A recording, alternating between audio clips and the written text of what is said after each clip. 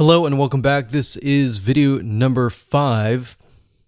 We're going to talk about how to automate the ring. Now that you understand how everything is interlinked, how everything is connected, and how you can kind of be creative and make your own ring.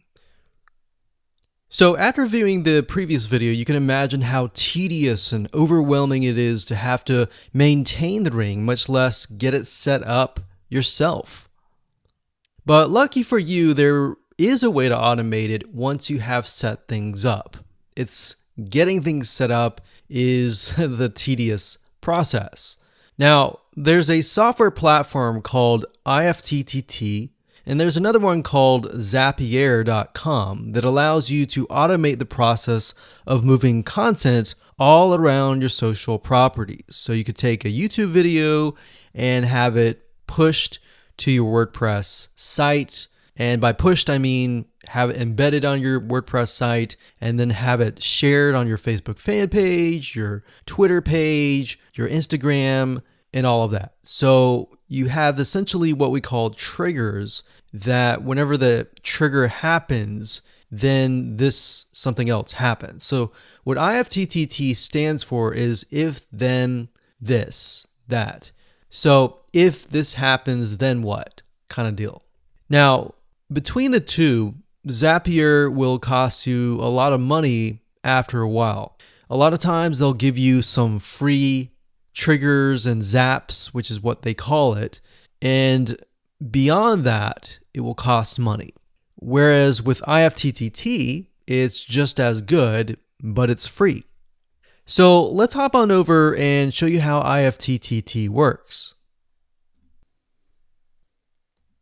Okay, so if you head on over to YTChannelSEO.com, that's YTChannelSEO.com, you'll see this page. You can go ahead and create an account, and you'll find a lot of really cool, interesting triggers, is what we call it, in YTChannelSEO. So what a trigger is let's say you upload a YouTube video and then the system detects that the video has been uploaded.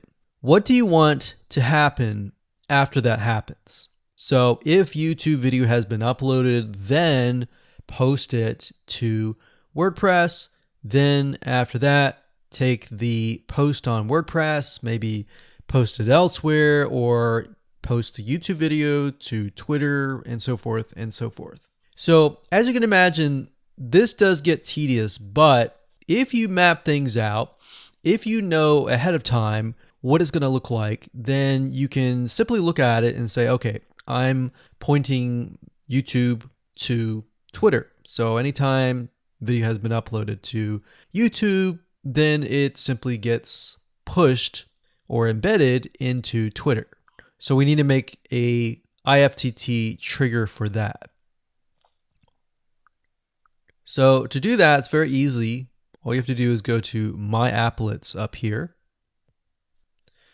And you can do a search for applets. Now services over here, I'm not going to click that, but this tab here allows you to essentially connect to all of the services that you're going to be using. So for example, as you can see here, I've got Tumblr to Weebly, RSS to Google Drive, a YouTube like to OneNote, YouTube like to Facebook page. And the reason why you might want to have YouTube likes is, let's say for example that you already have maybe 50 videos on your YouTube channel, but you want to find a way to get those videos embedded. So what we figured out is that YouTube likes is the way to go. So obviously you can't re-upload a video that hasn't already been uploaded and is already getting thousands of views. The way you go about it is create a YouTube like trigger so that you can simply like it and then it gets posted to throughout your network. Now, as you can see here, you can easily get lost in the mix of everything. So that's why I said visually map everything out first, and then from that point, then you can simply go in and set things up. So like Blogger to Weebly, YouTube to Facebook, YouTube to Blogger, YouTube to Instapaper, YouTube to DIIGO, YouTube to Google Plus page via Buffer, and all that. And we got YouTube to Tumblr, YouTube to Twitter. So it can go on and on and on if you really want it to, or you can simply pick and choose what you want and what you don't want and go from there. Now, in order to turn them on, you can simply click here to turn them on. But for the sake of just showing you, this is what it looks like.